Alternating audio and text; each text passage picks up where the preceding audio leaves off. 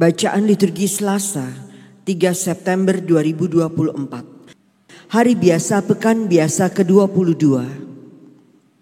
Perayaan wajib Santo Gregorius Agung, Paus dan Pujangga Gereja.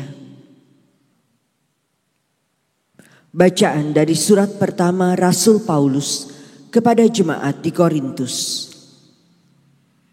Saudara-saudara, Roh menyelidiki segala sesuatu, bahkan hal-hal yang tersembunyi dalam diri Allah. Siapa gerangan di antara manusia yang tahu apa yang terdapat di dalam diri manusia selain roh manusia sendiri yang ada di dalam dia? Demikian pula tiada orang yang tahu apa yang terdapat di dalam diri Allah selain roh Allah. Kita tidak menerima roh dunia, tetapi roh yang berasal dari Allah, supaya kita tahu apa yang dikaruniakan Allah kepada kita.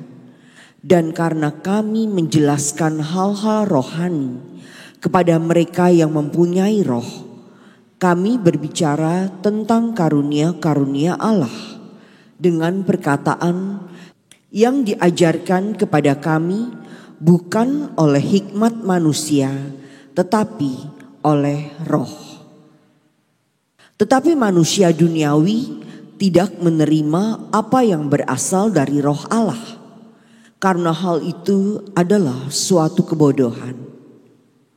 Ia tidak dapat pula memahaminya, sebab hal itu hanya dapat dinilai secara rohani. Sebab manusia rohani menilai segala sesuatu, tetapi ia sendiri tidak dinilai oleh orang lain. Sebab siapakah yang mengetahui pikiran Tuhan sehingga ia dapat menasihati dia? Tetapi kami memiliki pikiran Kristus. Demikianlah sabda Tuhan. Syukur kepada Allah. Tuhan itu adil dalam segala tindakannya. Tuhan itu adil dalam segala tindakannya. Tuhan itu pengasih dan penyayang, panjang sabar dan besar kasih setianya. Tuhan itu baik kepada semua orang, penuh rahmat terhadap segala yang dijadikannya. Tuhan itu adil dalam segala tindakannya. Segala yang kau jadikan itu akan bersyukur kepadamu, ya Tuhan. Dan orang-orang yang kau kasihi akan memuji engkau. Mereka akan mengumumkan kemuliaan kerajaanmu dan akan membicarakan keperkasaanmu. Tuhan itu adil dalam segala tindakannya. Untuk memberitahukan keperkasaanmu kepada anak-anak manusia dan memaklumkan kerajaanmu yang semarak mulia. Kerajaanmu ialah kerajaan abadi, pemerintahanmu lestari melalui segala keturunan.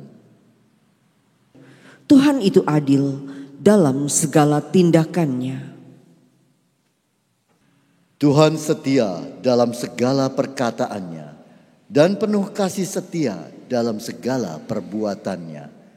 Tuhan itu penopang bagi semua orang yang jatuh dan penegak bagi semua orang yang tertunduk. Tuhan itu adil dalam segala tindakannya. Haleluya, haleluya.